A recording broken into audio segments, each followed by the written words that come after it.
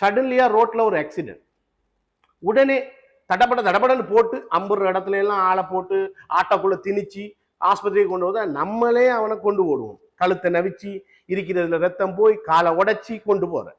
முதல்ல ஒரு ஆக்சிடென்ட்டை கண்டா நீங்க என்ன செய்யணும் தெரியுமா? ஹெல்த் ஒர்க்கர்ஸ் கால் பண்ணுங்க, அங்கே சத்தம் போட்டு கூப்பிடுங்க, யாராவது ஹெல்ப்புக்கு வாங்க. அதுலேயும் முக்கியமா ஹெல்த் ஒர்க்கர்ஸ், டாக்டர்ஸ், நர்ஸ், அந்த ஹெல்த் ஹாஸ்பிட்டலோட சம்பந்தப்பட்ட ஒர்க்கர்ஸ் யாராவது இருக்கிறாங்களா அவங்கள கொடுங்க, பாரத்தை கொடுங்க. அப்படி இருந்தால் உடனடியாக அவங்கள பார்க்க சொல்லுங்க. நீங்கள் கொஞ்சம் தள்ளி நில்லுங்க, அவங்க கூப்பிட்டா நீங்கள் போங்க. நீங்கள் விட்டு போட்டு நீங்கள் ஏதோ சென்சிட்டிவாக வேலை செய்யணும்னா அவனை கொண்டு போடாதீங்க. நீங்கள் செய்கிறது பிரயோசனமாக செய்யுங்க. அந்த ஹெல்த் ஒர்க்கர்ஸ் இல்லைன்னு சொன்னால் டிரான்ஸ்போர்ட் மெத்தட் பண்ணுற, எப்படி ஒரு பேஷண்ட்ஸ் ஆக்சிடென்ட் ஆகிருந்தா எப்படி அவரை ப்ராப்பராக கொண்டு போகணும், ஃபர்ஸ்ட் எய்ட் மெத்தடிக் ஆக்சிடென்ட்டில் அதை நீங்கள் பழகிக்கொள்ளுங்க.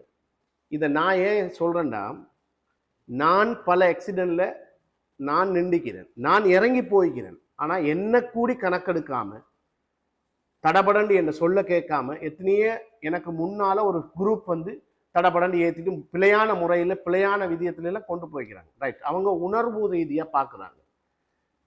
ரைட், அதால் நடந்திருக்கிற விஷயம் என்னன்னு கேட்டால் எத்தனையோ உயிர் போக சான்ஸ் இருக்குது. அதால் நான் என் ஹாஸ்பிட்டலில் பிரைமரி கேர் இந்த ஆக்சிடென்ட் சர்வீஸ் இதில் சீனியர் டாக்டராக இருந்திக்கிறேன். பட் நானே பார்க்க இயலாத அளவுக்கு கொண்டு போய்க்கிறாங்க என்னை தவிர்த்துக்கிட்டு. அந்த கவலையில் தான் அந்த வீடியோ போடுறேன். தேங்க்யூ.